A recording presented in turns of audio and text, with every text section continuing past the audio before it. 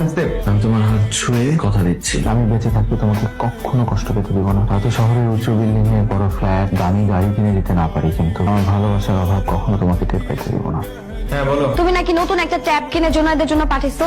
পাঠাইছি তো, কেন কি হয়েছে? কি হয়েছে মানে? তুমি টাকা কোথায় পাইছো ট্যাব কেনার? আরে টাকা সামিউল দিছে, কালকে ঘটনা শুনে ও খুব রাগ করছে, বললো যে খেলতে গিয়ে ভাসতে একটা জিনিস নষ্ট করে ফেলছে, এর জন্য এত কথা শোনানোর কি আছে। এটা আমার খুব খারাপ লাগছে। আমি জানতাম এটা সামিউল ভাইয়েরই কাজ হবে। তোমার বন্ধু ভাগ্য দেখলে যে কারো হিংসা হবে। কিন্তু একটা দুঃসংবাদ আছে। দুঃসংবাদ? ভাইয়া তো মহা বিপদে পড়ছে। ওই যে চায়না থেকে কি নাকি ইম্পোর্ট করতে চাইছিল, এর জন্য তো বাড়ি মর্গেজ লাগছিল। তারপর তো সব প্রোডাক্ট এই কাস্টমসে নাকি আটকায় রাখছে, কন্টেনার নাকি কিচ্ছু বাইর করতে পারতেছে না। তুমি জানো 6 কোটি টাকার প্রোডাক্ট ছিল ওইখানে। তুমি বুঝতেছো ব্যাংক থেকে কত পরিমাণে প্রেসার আসবে। আমি শুনলাম ভাইয়ার নামে নাকি তারা মামলাও করতে পারে। মামা মামা কি হয়েছে মামা? কি হয়েছে পিউ? সমস্যা হাত লাগতেছে? হ্যালো? আপনাদের বাচ্চার হার্টে একটা ছিদ্র আছে।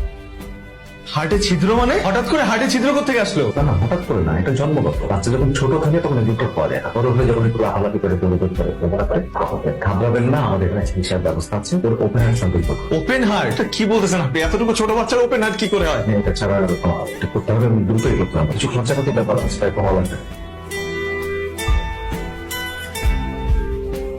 টাকার ব্যবস্থা হয়ে যাবে। প্লিজ আমার মেয়ের অপারেশনের ব্যবস্থা করে রাখতে। নাদিয়া, টাকার বিষয় বলবো? হ্যাঁ টাকাটা কিভাবে জোগাড় করবা তাই তো? ভাইয়ের কাছ থেকে তো চাইতে পারবো না, ভাইয়া তো নিজেই ডুবে বসে আছে ব্যবসা নিয়ে। কার কাছে চাইতে হবে? সামিউল ভাই আসি তো, এক সামিউল ভাই, তার কাছে চাইতে হবে, তার কাছে চাইতে হবে। না, আমি তুমি কি চাইতে পারবে না তাই তো? লজ্জা লাগবে তোমার কাছে চাইতে, তাই না? আচ্ছা চাইতে হবে না, এমনি সময় তো সবসময় চাও, সবকিছু করো তাকে দিয়ে। এবার আমার মেয়ের অপারেশন তুমি চাইতে পারবা না, ওর চাইতেও হবে না। তোমার যদি এতই লজ্জা লাগে, এতই যদি তুমি কিছু করতে না পারো, আমি দরকার তার সাথে কথা বলবো। পিউ এখন কেমন আছে? আলহামদুলিল্লাহ ভাইয়া। আলহামদুলিল্লাহ, শুনে একটু সাহস পেলাম। সামিউল ভাই, আপনি যে উপকারটা আমাদের করলেন, এই ঋণ আমরা কিভাবে শোধ করবো বলেন ভাই? এখনকার যুগে আপনার মতো মানুষ পাওয়া মানুষের ভাগ্যের ব্যাপার। আপনি যদি আমাদেরকে এতগুলো টাকা না দিতে, আমরা হয়তো আমাদের মেয়েটাকে বাঁচাতে পারতাম না। ভাবি আমি সরি, আমি একটা কথা আপনার কাছে গোপন করেছি ভাবি।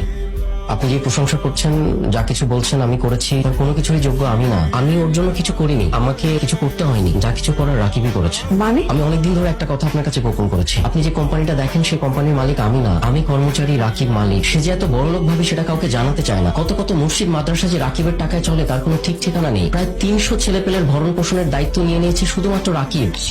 বলছেন সামিউল ভাই রাকিব এগুলা? এটাই সত্যি। আপনার কাছে বিশ্বাস নাই হতে পারে, পুরো পৃথিবীর কাছে অবিশ্বাস্য লাগলেও এটাই সত্যি। কিন্তু ও আমাদের কাছে কেন লুকাবে? কারণ ওর মনে একটা ভয় আছে। ভয়? কিসের ভয়? রাকিব মধ্যবিত্ত জীবন চায়। ও মনে করে এত অর্থ, বিত্ত, বৈভব, প্রাচুর্য এইসব কিছু থাকলে ওর যে মধ্যবিত্ত জীবনের যে